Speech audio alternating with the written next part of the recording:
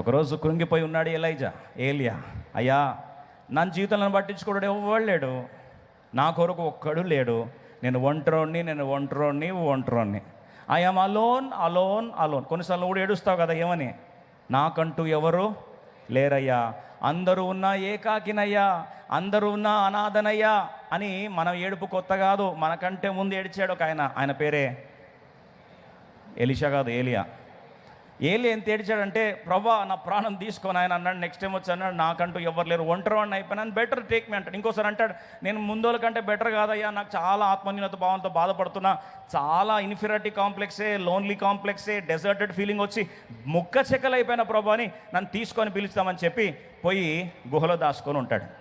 అప్పుడు ప్రభు పిలిచి, ఏలియా ఎక్కడున్నావు అడగలే, ఇక్కడ నువ్వు ఏం చేస్తున్నావు అన్నాడు.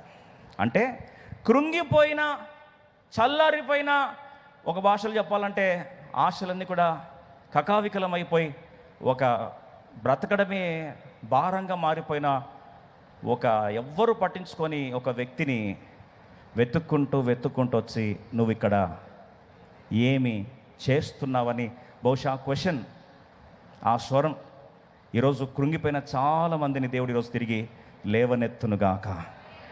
Some of your so heart broken and depressed. ఎవరిని వచ్చి నన్ను మాట్లాడలేపితే బాగుండు, తిరిగి నాకు ఏమైందో నా పరిస్థితి తెలుసుకుంటే బాగుండు. దేవుడు వచ్చి అక్కడ ఆయనకేం కండెమ్నేషన్ చేయలే, ఒకటే లేవనెత్తి అన్నాడు, నీకు బహు విస్తారమైన భవిష్యత్తు ప్రయాణము ఉంది అన్నాడు. ఈ మాట చెప్పడానికి ఎంత కష్టం తెలుసా అండి?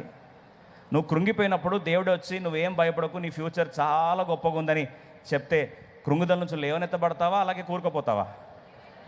ఎస్ ఆర్ నో అండి?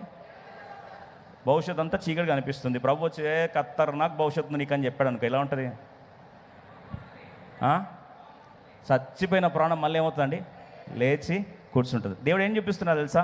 కృంగిపోయిన నీ హృదయాన్ని లేవనెత్తే దేవుడనో, పరిచర్లో చల్లారిపోయిన వారిని వెతుక్కుంటొచ్చి లేవనెత్తేవాడు నేను అని చెప్పకనే ఆయన ప్రత్యక్షతను దేవుడు వారికి జ్ఞాపకం చేసి, ఈరోజు చల్లారిపోయిన సహోదరి సహోదరా, నీ పరిస్థితి ఎక్కడుందో వెతుక్కుంటూ దేవుడు నిన్ను తిరిగి నీ కృంగుదలను లేవనెత్తే ఓదార్చే ప్రేమగల తండ్రి నీ యొక్క భారమును సంపూర్ణంగా తొలగించి నెమ్మదినిచ్చి నీ కృంగుదలను తిరిగి దేవుడు లేపి దేవుని మహిమ కొరకు తిరిగి పునరుద్ధరించి నీ బలమైన దేవుని పాత్రగా దేవుని నువ్వు వాడుకొనుగాక.